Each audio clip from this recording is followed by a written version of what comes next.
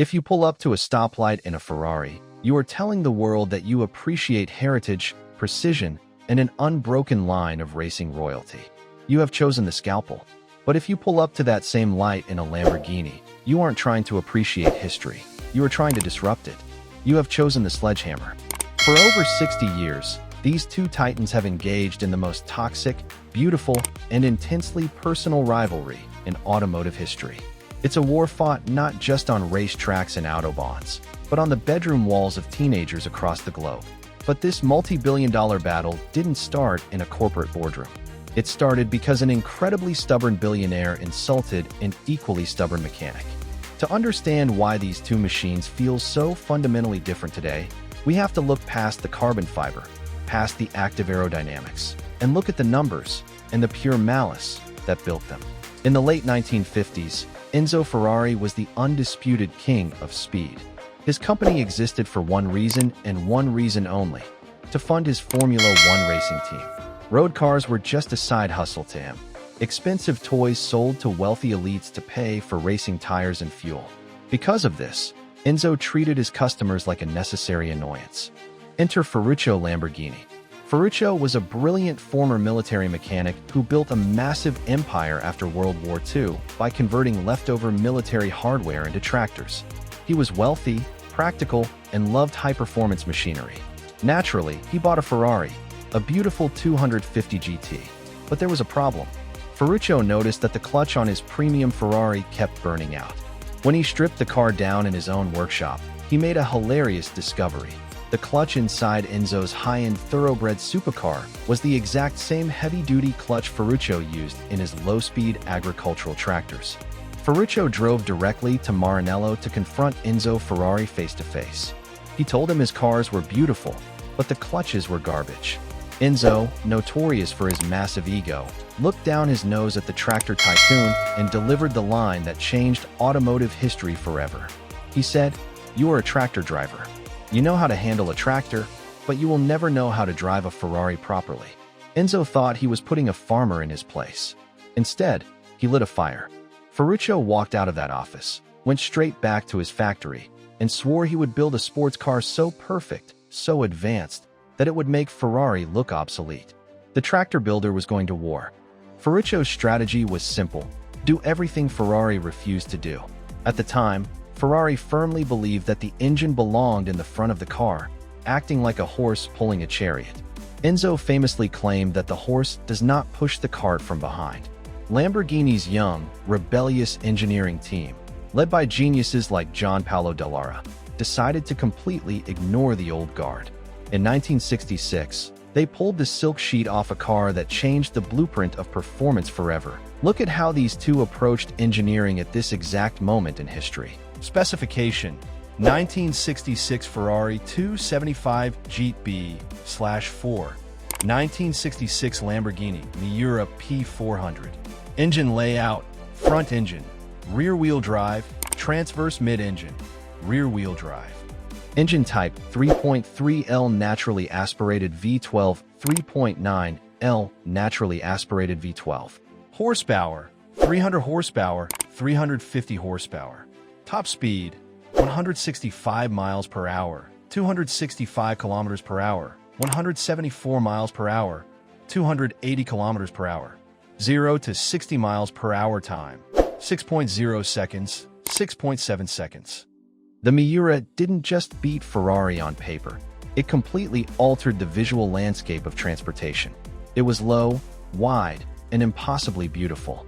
By mounting the massive V12 engine sideways right behind the driver's head, Lamborghini created the world's very first true supercar.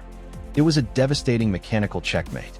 Ferrari was suddenly left looking old-fashioned, forced to spend the next several years scrambling to develop their own mid-engine road cars just to keep up. By the 1980s, the rivalry had evolved from a personal grudge into a full-scale cultural phenomenon. The battle moved from the racetrack to the bedroom walls of a generation of young car enthusiasts.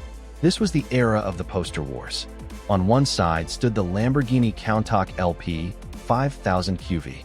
It looked less like a car and more like a starfighter built by aliens.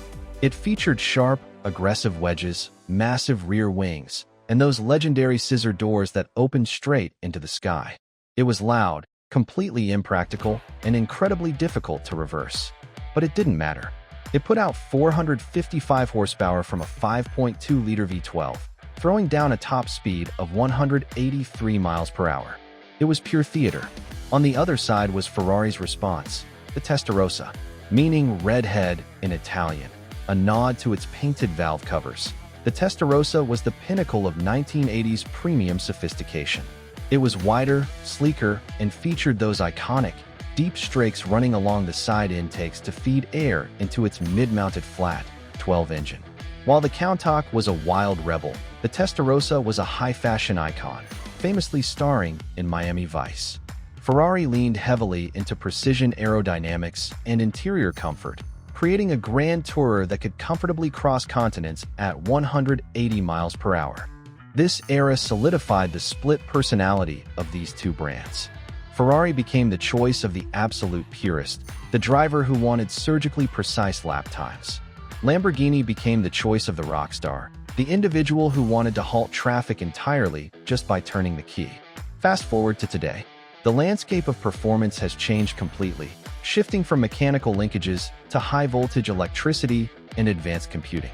Yet, the core DNA of this Italian civil war remains absolutely unchanged.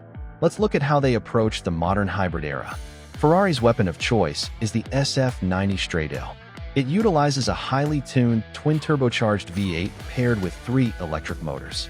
It is a masterpiece of complex engineering, routing power through an incredibly intelligent all-wheel drive system that calculates traction thousands of times per second. Lamborghini's counterattack is the Rivuelto. While Ferrari downsized to a V8 for their hybrid, Lamborghini stayed fiercely loyal to their heritage. They built a brand-new, naturally aspirated 6.5-liter V12 engine, and then surrounded it with 3 electric motors. Let's look at how the raw data shapes up between these two monsters. Factory metric Ferrari SF90 Stradale Lamborghini Rivuelto.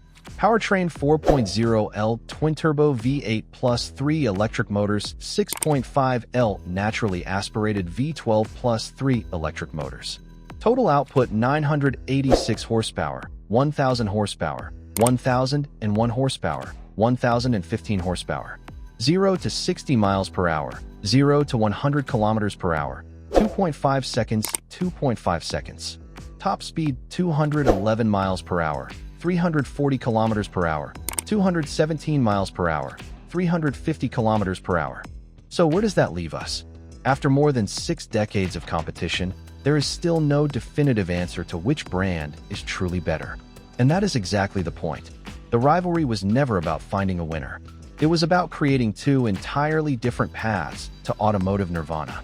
Ferrari is an institution built on legacy, racing trophies, and an obsession with lap times. It requires your respect. Lamborghini is a manifestation of pure defiance, born out of a personal insult, built on theater, and dedicated to shaking up the status quo. Enzo Ferrari wanted to conquer the track. Ferruccio Lamborghini wanted to conquer the street. Ultimately, choosing between a Ferrari and a Lamborghini isn't a question of looking at a spec sheet or comparing 0 to 60 times. It's a question of deciding who you are. Are you the racer, or are you the rebel?